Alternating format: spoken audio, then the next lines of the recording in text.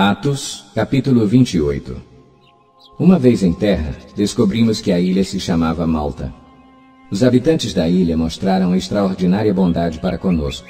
Fizeram uma fogueira e receberam bem a todos nós, pois estava chovendo e fazia frio. Paulo juntou um monte de gravetos. Quando os colocava no fogo, uma víbora, fugindo do calor, prendeu-se à sua mão. Quando os habitantes da ilha viram a cobra agarrada na mão de Paulo, disseram uns aos outros: certamente este homem é assassino, pois tendo escapado do mar, a justiça não lhe permite viver. Mas Paulo, sacudindo a cobra no fogo, não sofreu mal nenhum. Eles, porém, esperavam que ele começasse a inchar ou que caísse morto de repente. Mas, tendo esperado muito tempo e vendo que nada de estranho lhe sucedia, mudaram de ideia e passaram a dizer que ele era um deus.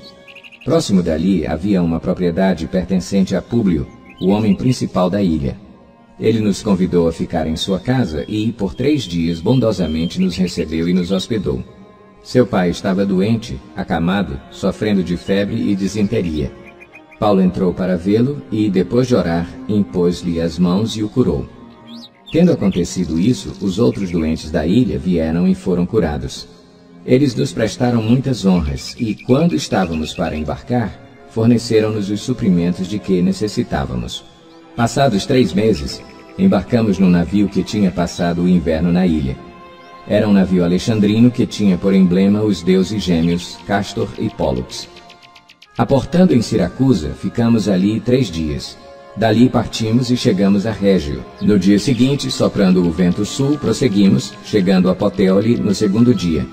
Ali encontramos alguns irmãos que nos convidaram a passar uma semana com eles. E depois fomos para Roma. Os irmãos dali tinham ouvido falar que estávamos chegando e vieram até a praça de Ápio e às 3 vendas para nos encontrar. Vendo-os, Paulo deu graças a Deus e sentiu-se encorajado. Quando chegamos a Roma, Paulo recebeu permissão para morar por conta própria, sob a custódia de um soldado.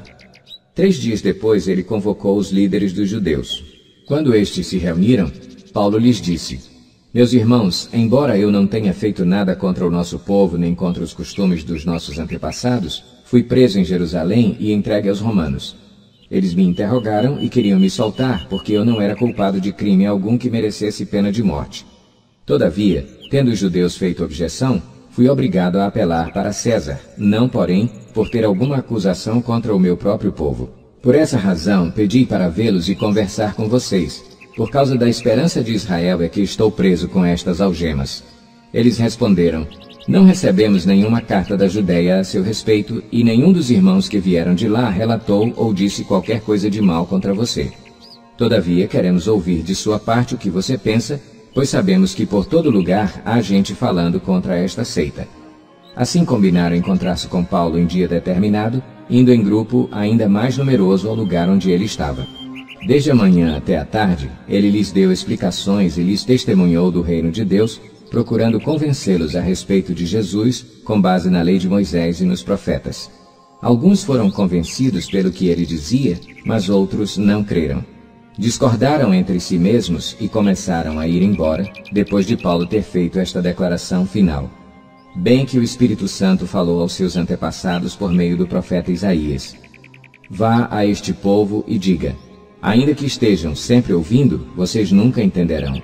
Ainda que estejam sempre vendo, jamais perceberão. Pois o coração deste povo se tornou insensível. De má vontade ouviram com os seus ouvidos e fecharam seus olhos. Se assim não fosse, poderiam ver com os olhos, ouvir com os ouvidos, entender com o coração e converter-se, e eu os curaria. Portanto, quero que saibam que esta salvação de Deus é enviada aos gentios. Eles a ouvirão. Depois que ele disse isto, os judeus se retiraram, discutindo intensamente entre si. Por 2 anos inteiros, Paulo permaneceu na casa que havia alugado e recebia a todos os que iam vê-lo. Pregava o reino de Deus e ensinava a respeito do Senhor Jesus Cristo abertamente e sem impedimento algum.